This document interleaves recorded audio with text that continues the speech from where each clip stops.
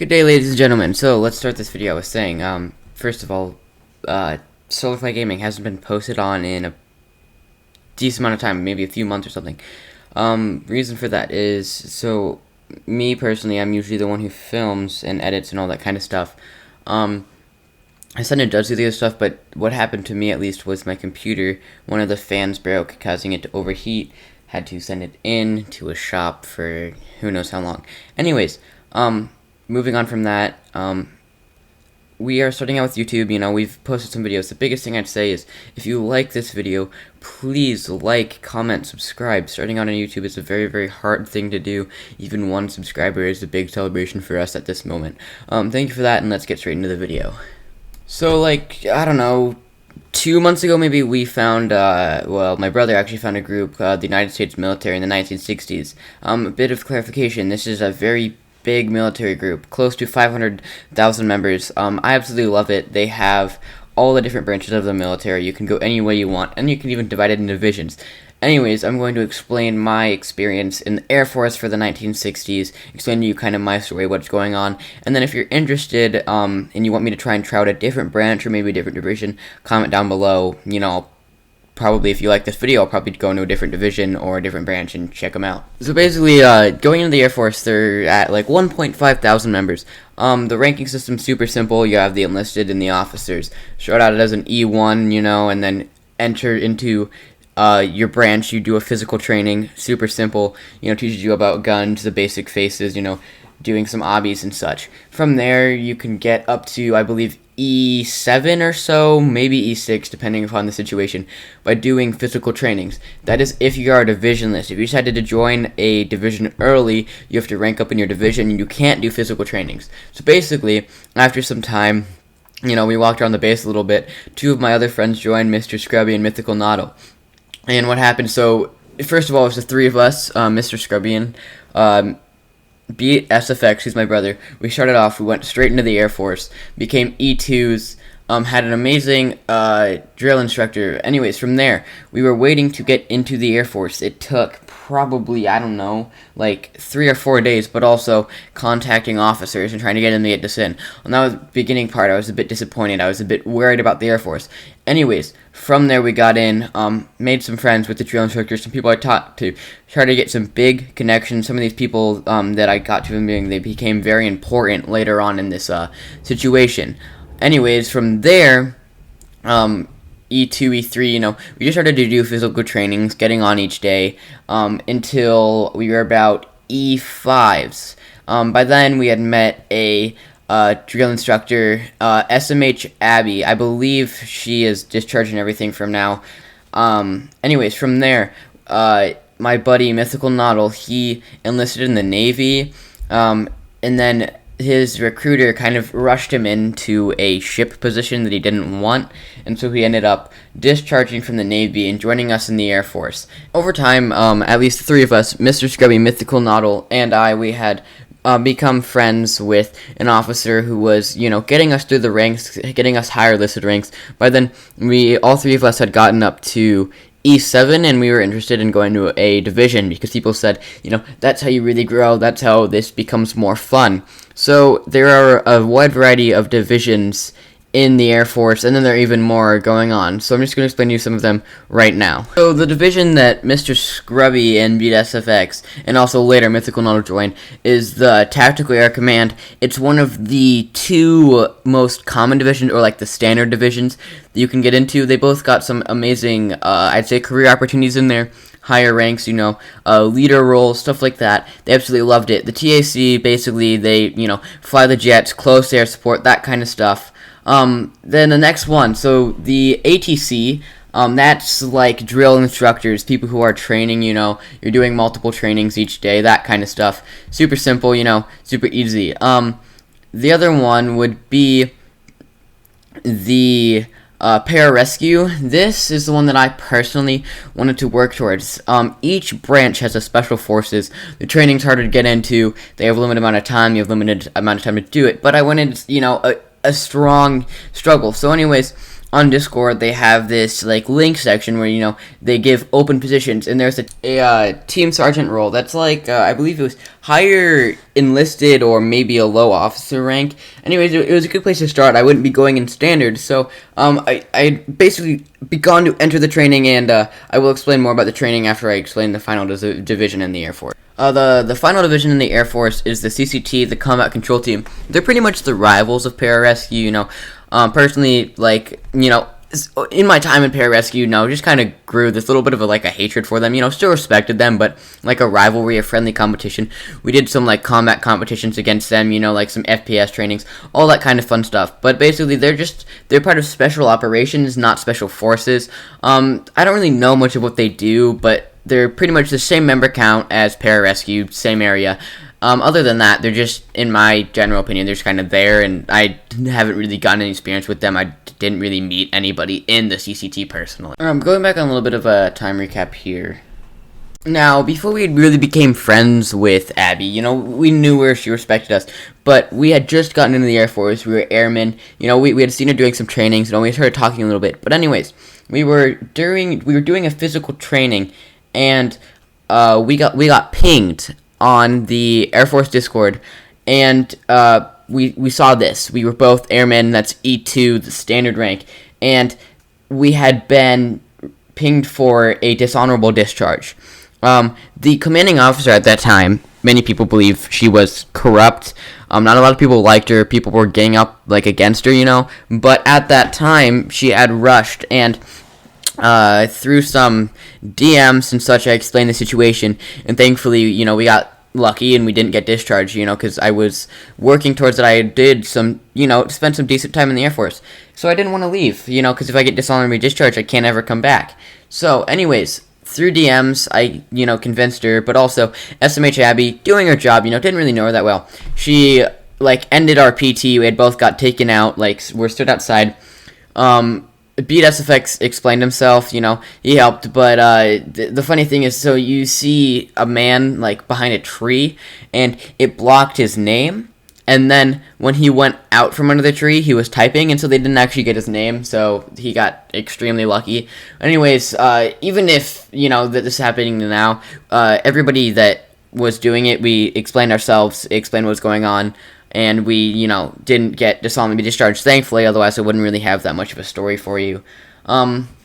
Anyways, from there, okay. So, anyways, moving back onto pararescue training, they have the Combat Rescue Indoctrination Course, or CRI. You basically join that, and you have 1 week to pass. In that 1 week, you have to pass through 3 phases. Phase 1 is more like endurance, proving that you really want this. It takes a lot of time. During this, I don't really know the purpose for it, but I did around, 500 jumping jacks, an obby that if I failed, I would be kicked, and I'd have to redo phase 1, and then some more jumping jacks, a couple beach runs, each beach run, back and forth, 5 laps of those, took 10 minutes each. It was pretty long. Anyways, on to phase 2, that's more of the fun stuff, combat, knowing how to work weapon, on Roblox, of course, not real life. Other than that, aiming, combat stuff, breaching, all that kind of stuff. And then phase 3, just the extra stuff, preparing you, medical courses, because the purpose of pararescue is jumping in behind enemy lines to rescue injured, and stuff like that. Super simple. It took me, I'd say, I did a phase a day. I got done pretty much in 4 days. Anyways, as I was on to phase 2, though, a team executive role opened up. That was around, 03,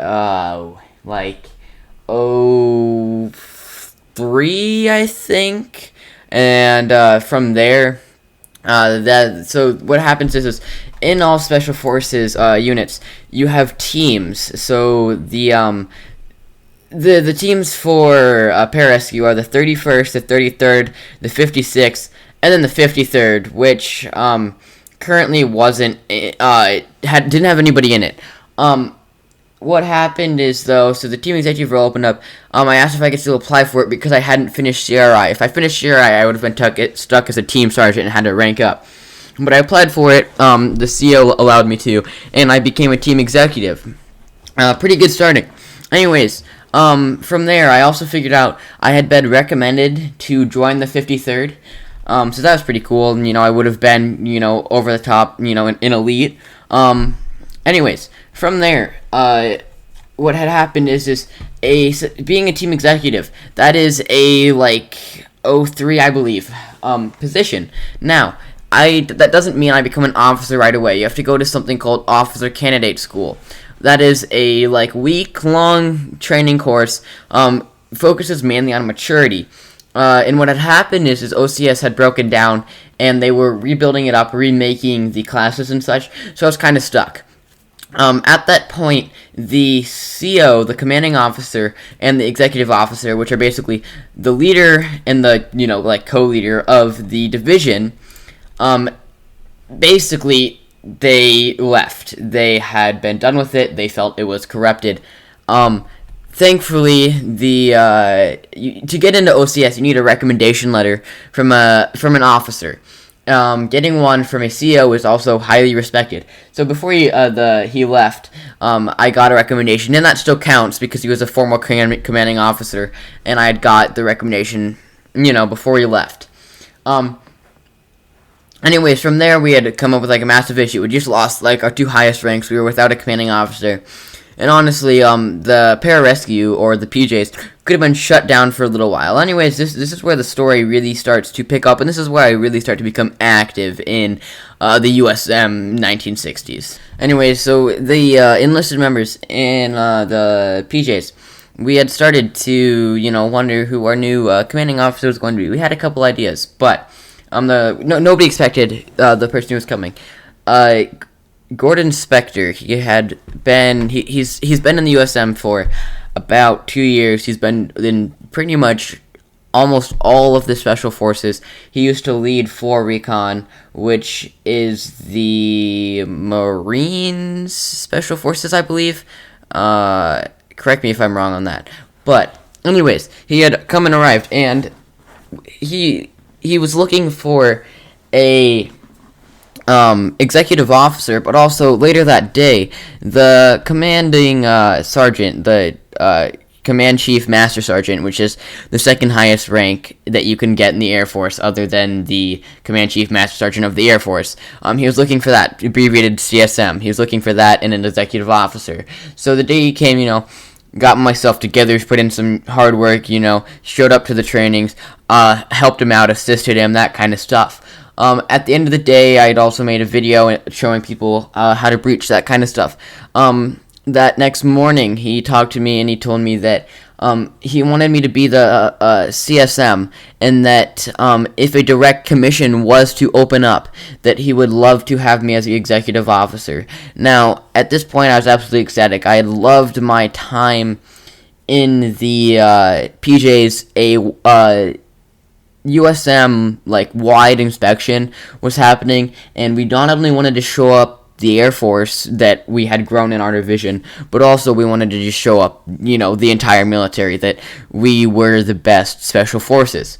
So anyways, with that training going on, we had really started getting people into the PJs, started making the trainings more intense. So anyways, I had over time I started to train people in the COI program, because at that moment we were starting to rebuild the documents, make it more of a tough system. Anyways, it was at the time where I started to train more people. I trained a person who I enjoyed. He was very mature, very proper, Imperial Grenadier. He was just an airman, just starting out. And in a couple of days, we had the USM wide inspection. I believe around 400 total people, or I'd say 400, 500 people from all the branches attended. Air Force got the largest number, which was absolutely amazing, because we had never done it before. But also, I'm pretty sure that pararescue, we had showed up with 12 or 13 people, something in there. But the crazy thing with that was the Special Forces of the Division made up pretty much around 25% of the Air Force. Now, of course, I know that makes doesn't sound that impressive because 4 divisions, but you have to think here. We're the Special Forces. We limit people, but we had showed crazy activity that day. Super happy, and then we just continued training. continue to work on Fort Arthur, do our job, do some deployments. We had a bunch of fun there. From there, from those next couple of days, we went to Fort Arthur, we trained there, we did a lot of jump training, had a bunch of fun. The biggest thing I'd say that happened is, so later then, we had an Airforce inspection, and I was able to show up for that, but this was soon where I was going on vacation. Now, when I go on vacation, this is where the story takes kind of a turn for the worst. And at this point, I was in E9B, but sad to say, I wasn't going to get that executive officer position that I had hoped for. So, anyways, what had started to happen here was, after the inspection, I had done the final bit, but from there on, we had left to go to Wyoming. And I brought my computer. I was glad because, I could have still done so. I wouldn't have been working as much. I put myself on an inactivity notice. But I wasn't expecting that my computer to break down, as I said. Now, with that issue, I wasn't being as active as I could have. I explained myself to the Joint Special Forces, which are like the people that manage all these Special Forces divisions. I explained myself to the commanding officer, very understanding of him, really respectful. But what had happened is that I wasn't showing enough activity, and I couldn't. I physically couldn't get online and play and train. And the issue with this was that over time that made the CO change his decision, and I still couldn't, my computer still broken down. He made the man that trained earlier, Imperial Grenadier, executive officer. Now, I was completely fine with the decision. I liked where I was at. I was a bit disappointed, but, I was understanding. Now, the one thing that disappointed me, though, is where the story's coming to an end, and this is pretty much my time in pararescue, at least, where Imperial Grenadier DMs me and says that me, along with the Joint Special Forces, have decided to remove you from the PJs. And I'm understanding, but also I was quite disappointed because I had worked up, I had gotten this, decent reputation, I was a decent rank, members, they enjoyed being around me, I was a good example, but I got removed for a reason I can't control. And it's very disappointing, especially because the person you trained, the E2 that I let into pararescue, the man that I trained, the man that was my, member, basically, because we had this thing in the pararescue, if you train somebody and they were not mature, or they were not proper, they were not trained in a proper way, that was your fault. And I trained him, I had let him in, I'd done all this, and I get a DM, and I'm gone. And then over time, I started talking to the commanding officer, and we started having a conversation, and I asked him, did you know this was going on? And he says, no, but then over time, he just stops responding to me. And from there, I had stopped going to the pararescue. I had been removed from the pararescue. I'm gone from that, and now I'm either, depending upon what you guys want, is I'm going to hopefully be done with the USM and it all, or if some people get some comments going, either join a different branch or try out a new division, stay in there for a little bit, and then put another story on that. Anyways, from there, this is a different type of video, a bit longer video, but I thought it'd be cool to talk about. If you enjoyed, please, like I said in the beginning, subscribe, like, comment. Very hard to start out a beginning YouTube channel. I hope you enjoyed, as I was saying, please comment if you feel like I should do something more like this, or I should join a new branch, all that kind of stuff. We'll have some more videos coming out now that my computer's fixed, and I will see you guys in the next one.